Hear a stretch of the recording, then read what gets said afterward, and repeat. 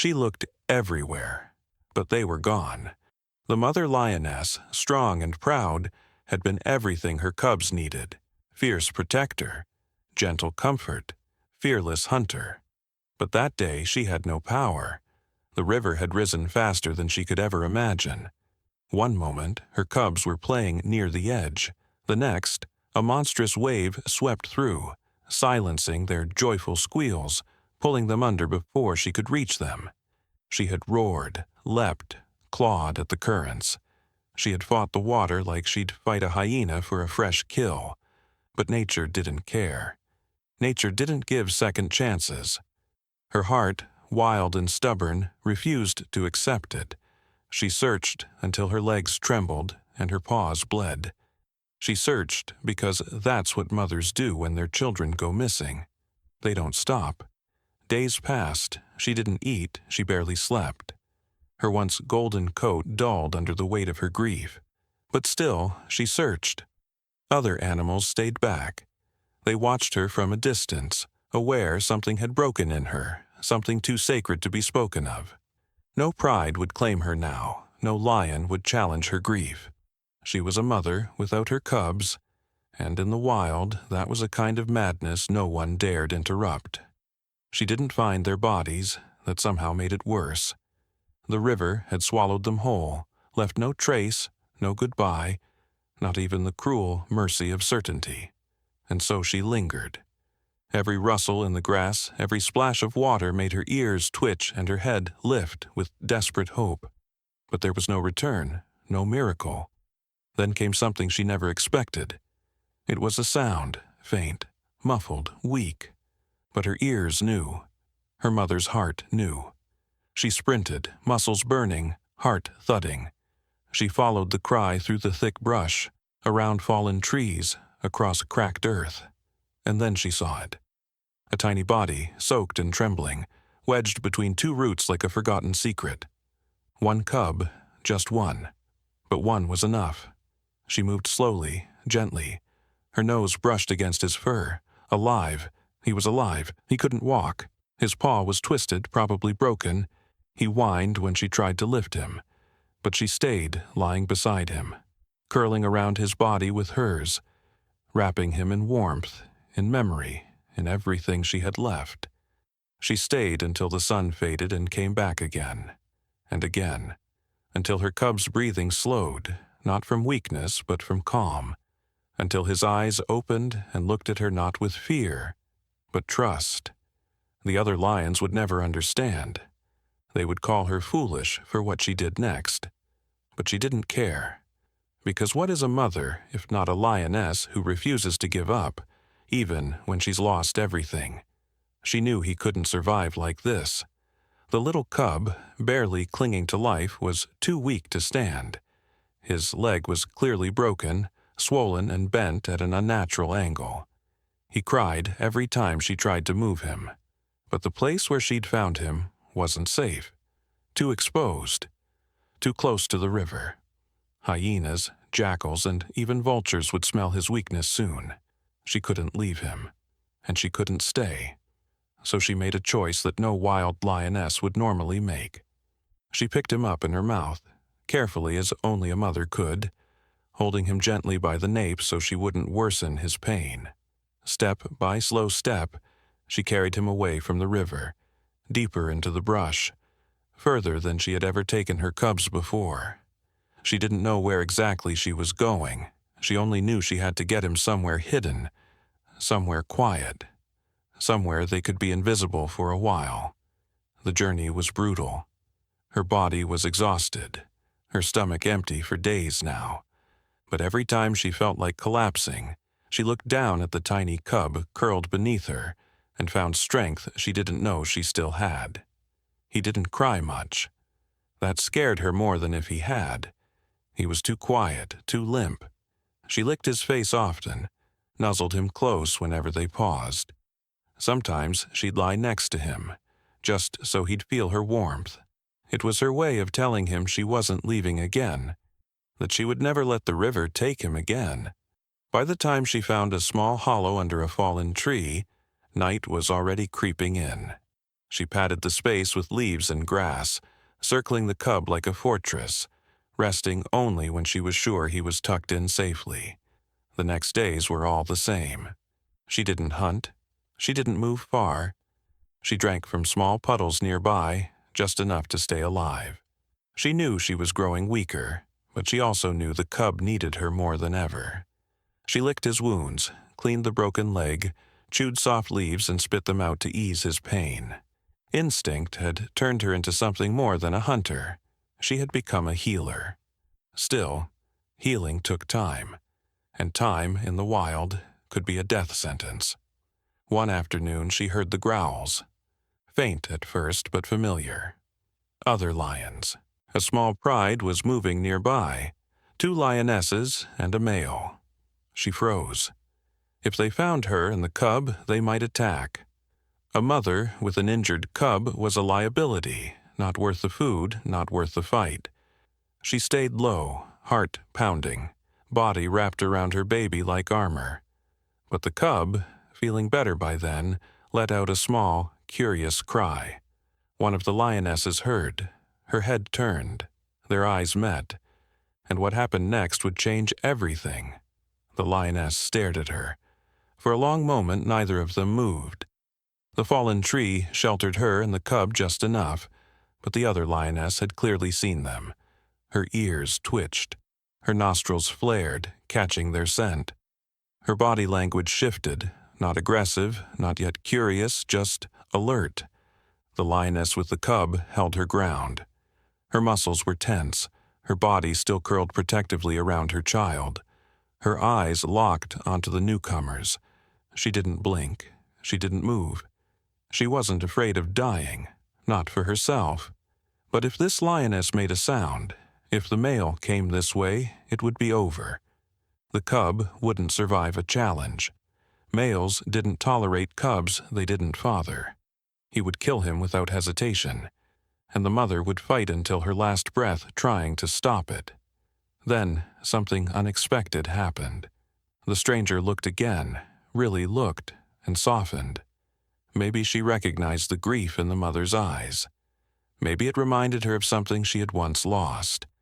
Or maybe it was something simpler, some quiet instinct inside her, whispering that this lioness had suffered enough.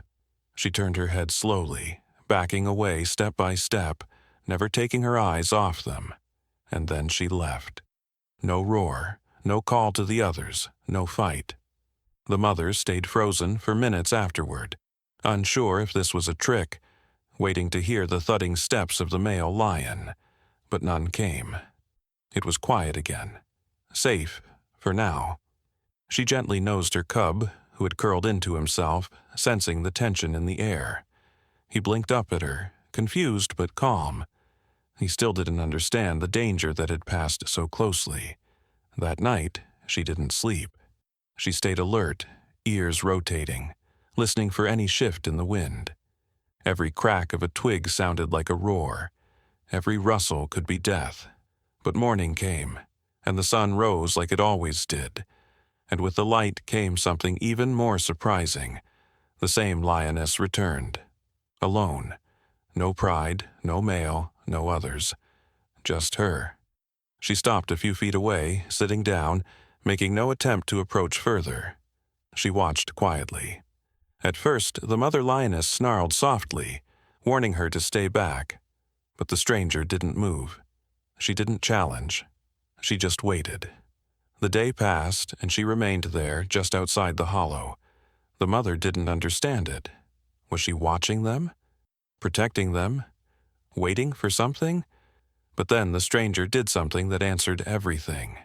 She left, then returned an hour later with fresh meat from a recent kill. She didn't bring it too close. Just dropped it halfway between them and backed off. The mother stared. It was the first real food she'd seen in days. She glanced at her cub, then at the offering, and slowly, cautiously she moved forward and ate.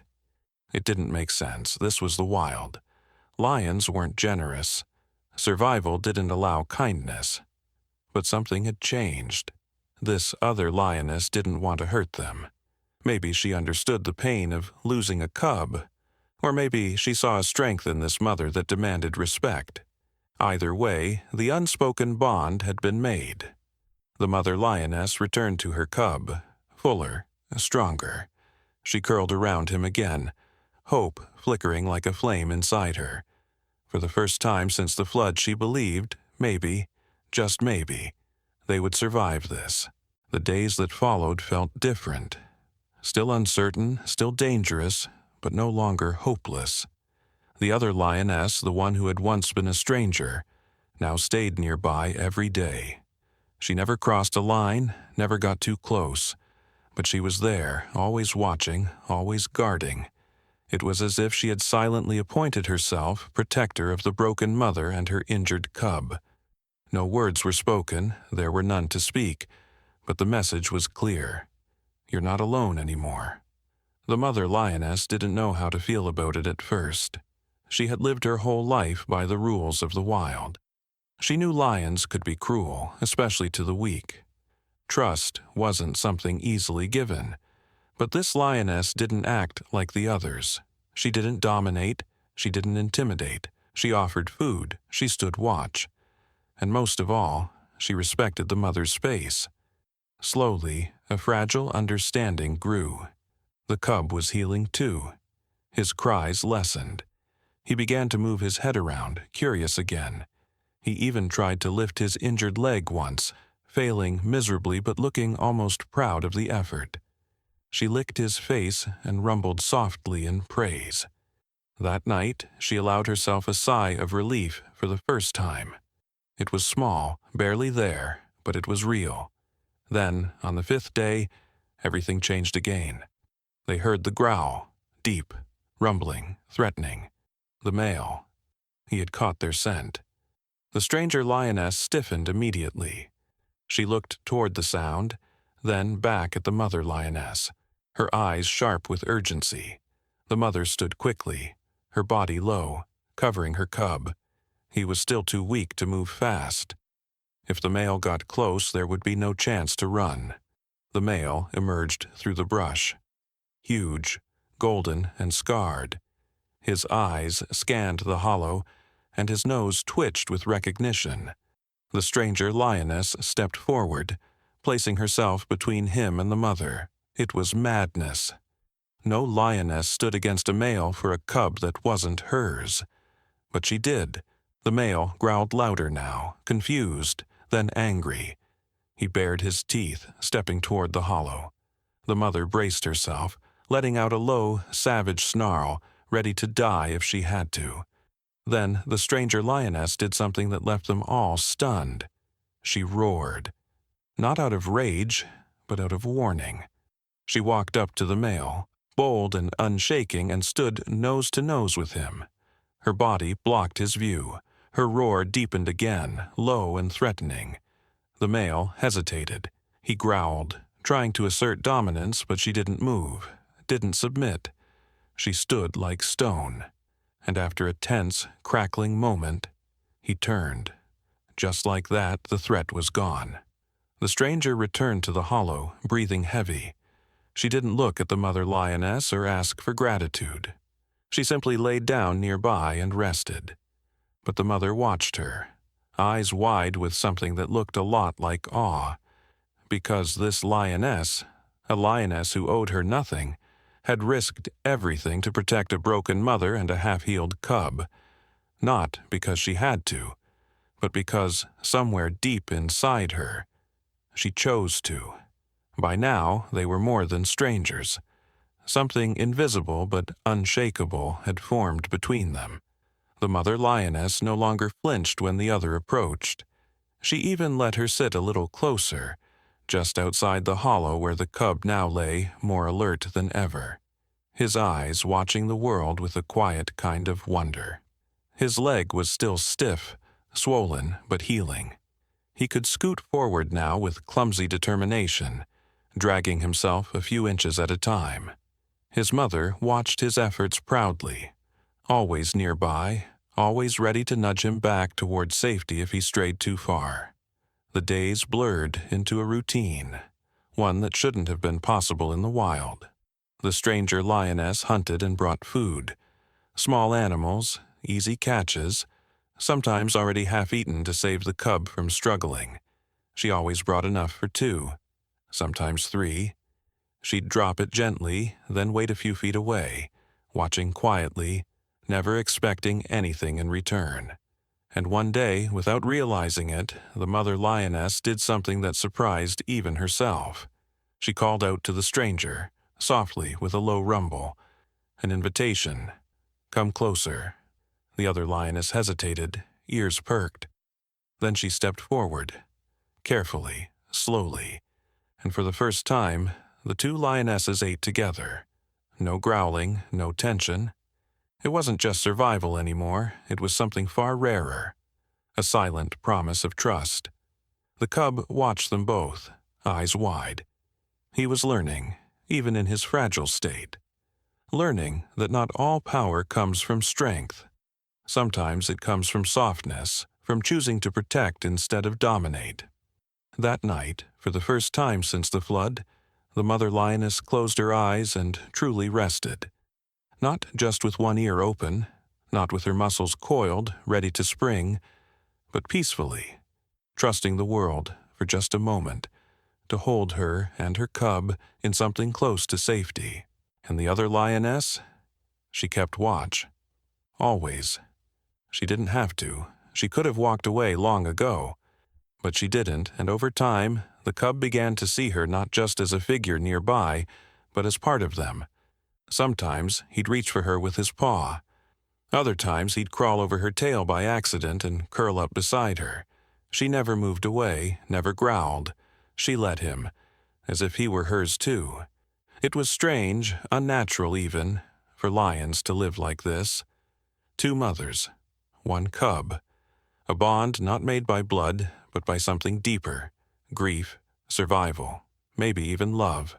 One afternoon, as the cub played in the dirt, dragging a stick with his teeth, the mother lioness looked up and saw something she hadn't felt in weeks. Peace. For all she had lost, something beautiful had taken root in its place. Something gentler than the world had ever taught her to expect. And deep down, she began to believe in something she never thought she'd feel again. Hope. The rains came again. Not like the first time, not as cruel, not as sudden, but enough to stir the memories. Enough to make the lioness wake in the middle of the night with her heart pounding, and her eyes searching wildly for her cub. But this time, she wasn't alone. The cub was sleeping soundly between the 2 lionesses, his small chest rising and falling in a soft rhythm, legs tucked under him, tail curled lazily. The other lioness had stretched herself on the outside, forming a living barrier between them and the world. The mother watched the rain fall beyond their shelter, her mind drifting back to that terrible day when everything had changed. She remembered the sounds, the rushing water, the helpless cries of her missing cubs. A pain twisted inside her chest, one that never fully faded. She missed them, her other babies. No amount of time or healing could erase that emptiness. But when she looked down at this little survivor, her heart swelled with something just as strong. He had lived, against all odds. Against water, hunger, injury, and loss, he had lived, and he was growing stronger. Now he could walk. Limping, yes, but walking. His steps were awkward and wobbly, but each day brought a little more balance, a little more speed. Sometimes he fell, and every time he did, both lionesses would perk up, ready to check on him. But he would always rise again, tail flicking stubbornly. He had spirit, fire, like his mother. The bond between the 2 lionesses had deepened too. They no longer slept apart. They shared the same food, the same watch duties, even the same gentle nuzzles when one returned from scouting the area. There were no words, but there was a rhythm between them, a quiet understanding built not on dominance or submission, but on respect. And the cub? He belonged to them both now. The first time he nuzzled the other lioness after a long nap, she stiffened at first, surprised, unsure. but when he purred softly and leaned into her fur, something in her melted. She leaned down and licked his head once, firmly. From that moment, he stopped seeing her as the other lioness. She was Mama, too. They were not a traditional pride. There was no male, no hierarchy, just a broken mother, a grieving stranger, and a cub who'd come back from the edge of death. Somehow, against every law of the wild, they had created something new. One day, a pair of hyenas approached, creeping at the edge of the hollow, drawn by the scent of meat and weakness. The cub was alone at that moment, stumbling through tall grass nearby. Before he could even cry, both lionesses were already charging. The growls that ripped from their throats were fierce, united, wild. The hyenas didn't stay long. When it was over, the cub ran straight to them, unafraid now, as if he knew, deep in his bones, that no matter what came, these two would never let anything happen to him again. The mother licked his face clean. The other lioness pressed her head against his side. Together, they stood there for a long time, breathing the same breath, holding on to the miracle they'd built with their scars. The storm had come once and taken everything, but from its ruins a new kind of family had been born. The cub's limp faded. Day by day, his steps grew stronger, his body leaner, his eyes brighter. What had once been a fragile, whimpering survivor was now a playful, curious, and determined little lion, still small, still learning, but undeniably alive. The mother lioness watched with a mixture of pride and sorrow. Pride, because he was becoming everything she had hoped for. Sorrow, because she wished his siblings could have seen him now. He would have chased them around the hollow, pounced on their tails, roared with that soft cub growl they all used when pretending to be fierce. But they were gone, and the world had moved on. Except she hadn't moved on alone.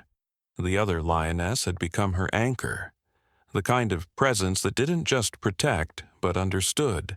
Sometimes they would lie side by side in the cool of the evening, silent, just breathing, just existing together. No fight for territory, no jealousy, just two lionesses sharing the same grief, the same burden, and now the same joy. The cub had given them purpose again. They began to move more, venturing out of the hollow. The cub needed to learn the ways of the land, how to stalk, how to watch, how to wait. The mother taught him first, her instincts kicking in, her voice in deep rumbles, her body low as she moved through the tall grass. But it was the other lioness who showed him patience. She would sit beside him for hours as he practiced pouncing on bugs, correcting him gently with a swat of her paw when he got too wild. She let him fail, let him fall, then helped him try again. They made a rhythm of it. The mother lioness taught him strength. The second lioness taught him control. And he needed both. Because one day the wild would not care that he had once been broken. One day he would stand alone, face danger alone, hunt alone, but not today. Today he had two mothers. One morning, as the sun climbed higher, the cub stood tall atop a small rock. It wasn't much, just a lump of dry stone jutting from the earth. But to him it was a throne. He let out a raw little roar, high-pitched and proud. The two lionesses looked up from their resting place and watched. He roared again, louder this time, and the mother lioness felt something shift deep inside her. It wasn't just that he had survived, it was that he had risen. From the mud, from the pain, from the flood that had tried to erase him, he had risen. She walked over to him, stood behind him, and nudged his side with her nose. The other lioness joined too, brushing against him with a soft growl of approval.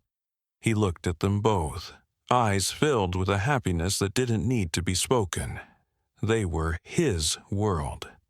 And somehow, through tragedy and defiance, they had built something beautiful out of nothing. A family, a pride of three.